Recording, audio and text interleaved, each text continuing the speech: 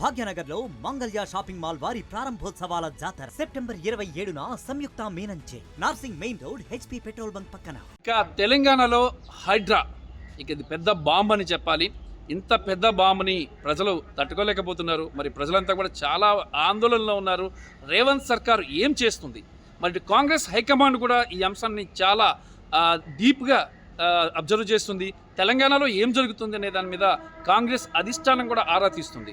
ఎందుకంటే ఇప్పటికే హైడ్రా విషయంతో కాంగ్రెస్ పార్టీలోని నేతలు కూడా ఇటు హైకమాండ్ని కలిసి దీనికి సంబంధించి వివరించడం జరిగింది. మరి ఇప్పటికే రేవంత్ రెడ్డి కూడా తాజా పరిస్థితిని ఎప్పటికప్పుడు కూడా కాంగ్రెస్ హైకమాండ్కి వివరిస్తున్నారు. మరి ఈ హైడ్రా వల్ల ఎక్కువ మంది ప్రజలు చాలా ఇబ్బందులకు గురవుతున్నారు అంశం కాంగ్రెస్ అధిష్టానం దృష్టికి వచ్చింది. మరి ఈ హైడ్రా అంశానికి సంబంధించి స్టేట్లో ఎలాంటి పరిస్థితి ఉంది, మరి హైకమాండ్ ఏమనుకుంటుంది, ఇదే అంశంపై మనతో మాట్లాడేందుకు భువనగిరి ఎంపీ చామల కిరణ్ కుమార్ రెడ్డి మనతో ఉన్నారు. కిరణ్ గారు, ఈ హైడ్రా అందరూ హడలెత్తిపోతున్నారు. సామాన్యుడి నుంచి అపర కోటీశ్వరుడు దాకా ఈ హైడ్రా అంటే భయపడిపోతున్నారు. అసలు దీనికి సంబంధించి కాంగ్రెస్ హైకమాండ్ కూడా చాలా డీప్గా అబ్జర్వ్ చేసినట్లు తెలుస్తుంది. ముఖ్యంగా లేక్ సిటీ అంటారు హైదరాబాద్ని. లేక్ సిటీ లాంటి హైదరాబాద్లో గతంలో నిజాం సమయంలో ఉన్నటువంటి చెరువులు కబ్జాకు గురై ప్రతి సంవత్సరం వానలు పడ్డప్పుడు ప్రజలు చాలా ఇబ్బంది పడుతుంది. ప్రతి సంవత్సరము వానలు పడ్డప్పుడు ప్రభుత్వము జరుగుతున్న నష్టపరిహారం ఇచ్చుకుంటా జీవితంలో వాళ్ళు హైదరాబాద్లో బతకడానికి వచ్చిన వాళ్ళు చాలామంది, కొంతమంది బిల్డర్ల చేత మోసపోబడి, కొంతమంది రియల్ ఎస్టేట్ల చేతిలో మోసపడి చెరువులలో ఇల్లులు కట్టుకొని ఉండాల్సిన పరిస్థితి ఏర్పడుతుంది. ప్రతి సంవత్సరం వాళ్ళ ఇల్లులు మునిగిపోతున్నాయి, వాళ్ళ ఇంట్లో ఫ్రిడ్జ్లు ఖరాబ్ అవుతున్నాయి, టీవీలు ఖరాబ్ అవుతున్నాయి. పాపం మళ్ళీ వానాకాలం పోగానే మళ్ళీ ఇళ్ళల్లో కూతురు ఉంటున్నారు. దీనికి పరిష్కార మార్గం చేయడానికి ఏ రాజకీయ నాయకుడికి కూడా ఇంత మటుకు ధైర్యం సరిపోలేదు. రేవంత్ రెడ్డి గారు లేక్ సిటీగా ఉన్నటువంటి హైదరాబాద్ని మళ్ళా ఈ యొక్క విపత్తులు జరగకుండా నాలాల మీద కబ్జా చేసి ఇల్లులు కట్టిన వాళ్ళను, ముఖ్యంగా ఫుల్ ట్యాంక్ లెవెల్లో ఉన్నటువంటి ఇల్లుల మీద ఫస్ట్ టార్గెట్ చేయడం జరిగింది. ఎందుకంటే చెరువు విస్తీర్ణం ఎంత ఉందో ఆ చెరువు విస్తీర్ణం 30% కబ్జాలకు గురై 40% గురై వానలు పడ్డప్పుడు ఏదైతే హైదరాబాద్ నగరాన్ని తీర్చిదిద్దినటువంటి పథకం ఏదైతుందో ఈ చెరువులను ఈ నాలాలు కబ్జా చేయడంతో నీళ్లు కిందికి పోట్లేవు. నీళ్లు ఫుల్ అయిన తర్వాత చెరువులు కబ్జా చేయడం వల్ల ఆ నీళ్లు బయటకు వచ్చి ఇళ్ళకి పోతున్నాయి. ఈ అన్నిటికీ పరిష్కారం, ఎందుకంటే ఈరోజు మనం 2024లో ఉన్నాం. ఇదే పరిస్థితిని ఈరోజు ఎదుర్కోలేకపోతే 2034 కల్లా అందరం మునిగిపోవాల్సిన పరిస్థితి ఏర్పడుతుంది హైదరాబాద్లో.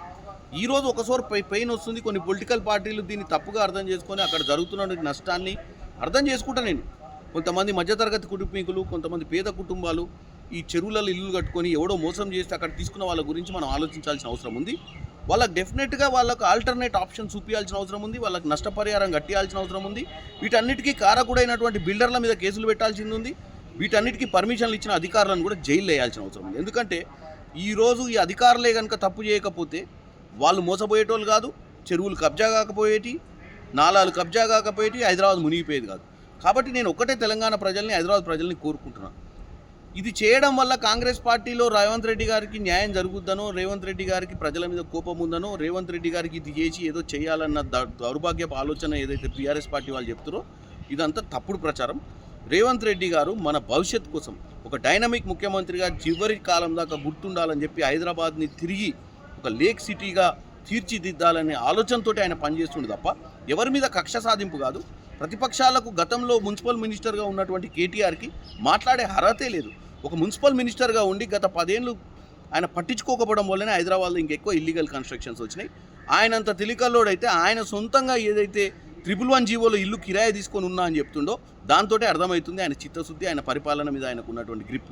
ఎందుకంటే ఒక మున్సిపల్ మంత్రికి ఉండి ఏ ఇల్లు కిరాయి తీసుకుంటున్నాం, దాని పర్మిషన్ లేనిది, దానికి అసలు ఇల్లీగల్గా కట్టిరా చూసుకోకుండా కిరాయికి తీసుకున్నటువంటి వ్యక్తి ఈరోజు ఈ ప్రభుత్వం చేస్తున్న కార్యక్రమం గురించి మాట్లాడటం అనేది విడ్డూరంగా ఉంది.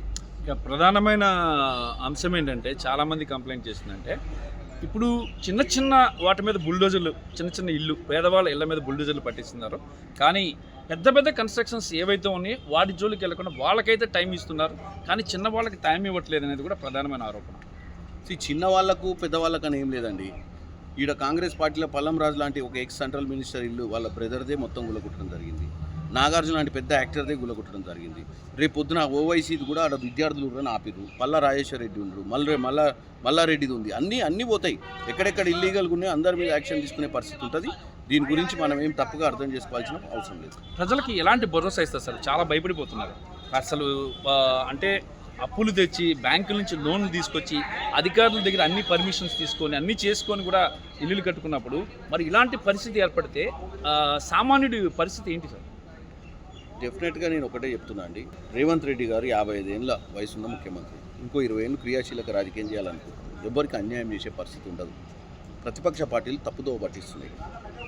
పేదలకు ఏం చేయాలో ఒక ప్లాన్ ప్రకారం నిన్ననే ఏదైతే ఉన్నదో రేవంత్ రెడ్డి గారు 16,000 కోట్ల రూపాయలతోటి ఎవరెవరైతే ఈ ముంపు ప్రాంతాలకు ఈ మూసీ నది చుట్టూ ఉన్నటువంటి వ్యవస్థలందరికీ కూడా ఇల్లు ఇవ్వాలని ఆలోచనకు వచ్చిండు.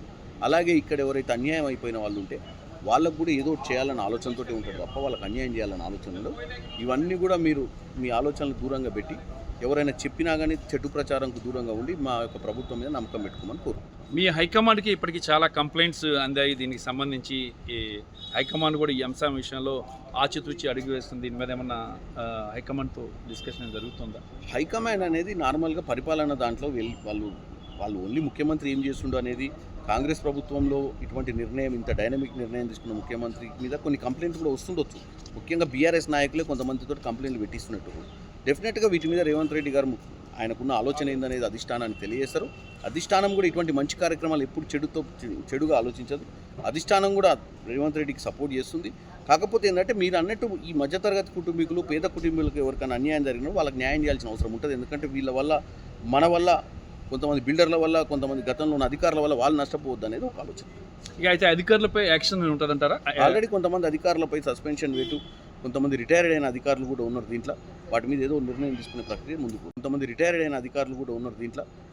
నిర్ణయం తీసుకునే ప్రక్రియ ముందుకు. అసలు ఎలా జస్టిఫై చేస్తారు సార్? అంటే సపోజ్ ₹1 కోటి ఇచ్చి ఇల్లు కొనుక్కున్న వాడికి, మీరు డబుల్ బెడ్రూమ్ లేకపోతే 10 కోట్లు ఇచ్చి ఇల్లు కొనుక్కున్న వాళ్ళకి అన్ని పర్మిషన్స్ ఉండి గవర్నమెంట్ ఆఫీసెస్ పర్మిషన్స్ ఇచ్చి ఈ రోజు మీరు డబుల్ బెడ్రూమ్ ఇస్తాము అలా ఇస్తామంటే అది నిజమైన? మనం ఏమి వాళ్ళకి డబుల్ బెడ్రూమ్ ఇస్తామంటే వాళ్ళు ఇక్కడ ఏ బిల్డర్ దగ్గర కొన్నారు, ₹1 కోటి ఉన్నారంటే పెద్ద బిల్డరే ఉంటాడు. అటువంటి బిల్డర్ల దగ్గర పైసలు వసూలు చేసి ఇచ్చే ప్రక్రియ ఉంటుంది. ఎందుకంటే ₹1 కోటి అనేది చిన్న బిల్డర్ కదా, నేను అనేది middle class, lower middle class గురించి మాట్లాడుతున్నాం.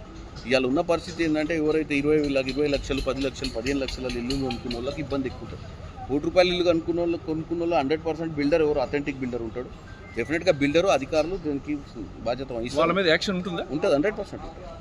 ఇక ప్రజలు భయపడాల్సిన అవసరం లేదు. మరి ఎవరైతే అన్యాయంగా అక్రమంగా ఇళ్లను అమ్మారో అలాగే వాళ్ళపై తగిన యాక్షన్ ఉంటుంది. అలాగే ప్రజలకి రేవంత్ రెడ్డి ఎలాంటి అన్యాయము చేయరు, గ్యారంటీగా వాళ్ళకి తగిన న్యాయం చేస్తారు. ఒక సదుద్దేశంతోనే రేవంత్ రెడ్డి ముందుకు వెళ్తున్నారు. హైదరాబాద్ని భవిష్యత్ తరాలకి చక్కగా అందించడంలో, మునిగిపోకుండా అందించడంలో సదుద్దేశంతో ముందుకెళ్తున్నారు హైకమాండ్. కాంగ్రెస్ హైకమాండ్ కూడా రేవంత్ రెడ్డికి అండగా ఉంది, ఆయనకి సపోర్ట్ చేస్తుంది ఈ మంచి పనికని ఎంపీ కిరణ్ కుమార్ రెడ్డి చెప్తున్నారు. రామకృష్ణ, ఆర్టీవీ, న్యూఢిల్లీ. భాగ్యనగర్లో మంగళ్య షాపింగ్ మాల్ వారి ప్రారంభోత్సవాల జాతర సెప్టెంబర్ 22న కీర్తి సురేష్ చే Sudarshan theatre complex RTC cross roads నందు, సెప్టెంబర్ 27న సంయుక్త మీనన్ చే Narsing main road HP petrol bunk పక్కన, సెప్టెంబర్ 29న శ్రీలీలా గారిచే మణికొండ మర్రి చెట్టు నందు. మంగళ్య షాపింగ్ మాల్స్ గొప్ప ప్రారంభం. ప్రారంభోత్సవ ఆఫర్స్ మిస్ కాకండి. Mangalya shopping mall, Telangana, Andhra Pradesh.